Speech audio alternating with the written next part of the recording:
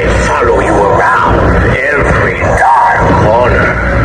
Creep along with the monsters under your bed and turn your dreams into nightmares.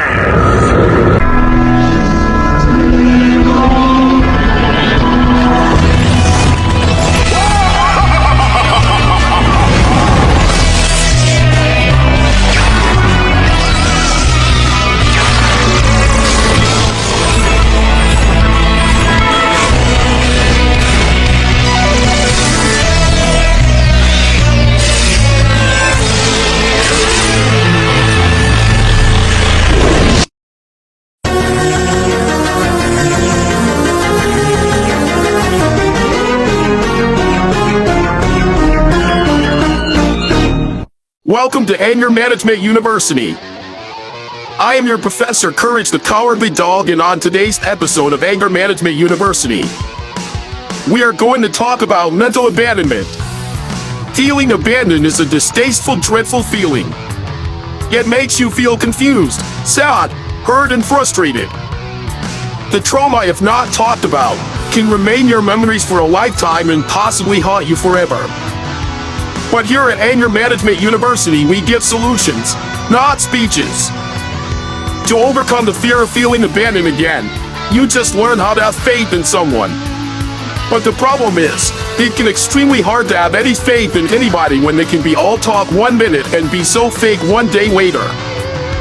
The way to overcome the fear is to practice understanding how your life and someone else's life were both taught completely different. No matter if it's a coworker, someone you're dating, someone you're friends with, everyone has a way of looking at life, and you have to high tolerance for both remembering that and understanding that. That's right, for a weird pink dog. But mental abandonment can be a scary fear if you refuse to talk about it. All you gotta do is talk. The more talk, the more you'll heal. However, the more you refuse to talk about, the more quicker your anger will find a way out. The moment you accept your fear of what happened to you and you constantly talk about and let that frustration out, you'll regain control of your anger. But you have to remember, practice makes perfect. If you're not very good at letting your emotions out, you have to practice. No matter if you're by yourself or if you are around someone. Letting that frustration out benefits you more than you think. But never feel guilty about keeping something that personal to yourself all the time. Well, you definitely have a point, Angelica. Another way to deal with mental abandonment is to remember there's always someone who went through the same situation like you. No matter if the person who abandoned you was your father, your mother, your ex-lover, friends, family, etc. And also don't be shy to reach out to those who went through the same situation as you, like myself and Courage got example. Courage has Muriel and I have Emily. But it wasn't because we was born that way. Courage lost his parents and Muriel found him and took him home. And Emily adopted me when I was just a small puppy, so it was because of those situations that both me and Courage were both blessed to have amazing caring owners. Just like all the many kids who were lost their parents and was placed into foster care, the path might start hard, but the blessing can always end enjoyable. There's always someone who has a heart, I mean a real heart. That make you refuse to believe that it's real. But when their actions speak louder than words, it's like the tears of joy you have in your mind makes you question it. But all you can do is just pray and thank God for it. Well, maybe an old jealous monkey can always give us advice on feeling abandoned. You see, my owner abandoned me and completely ignored me when his other kids was born. And I was completely overshadowed by those three no matter what I do. I was so angry and jealous by the lack of attention that my owner stopped giving me. I developed a ruthless, mean hatred towards the Powerpuff Girls. I made a promise to do anything and whatever it takes to destroy them on a daily basis. But it was that anger of feeling abandoned that caused me to have such a distasteful feeling towards people as well. So sometimes letting that anger take control can sometimes have you lose touch with yourself.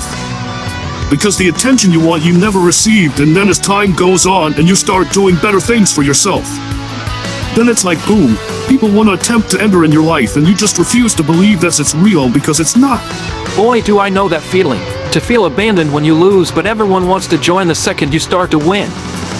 Lots of people go through that, including me, and me personally, I did like it at all.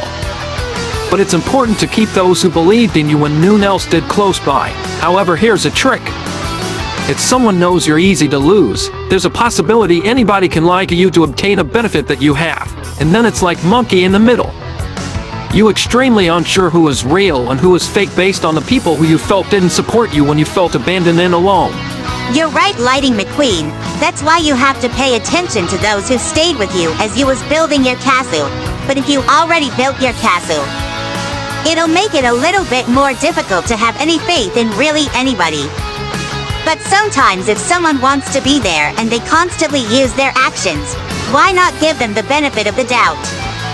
After all, it's your past you're trying to get over, and in order to get over a scary past, you might want to paint yourself a fun, enjoyable future. And the first step of learning how to have your arms open instead of always having them closed.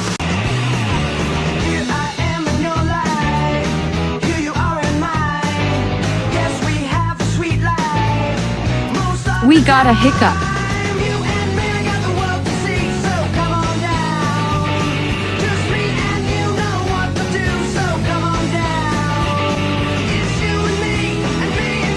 But just know, it does not change nothing.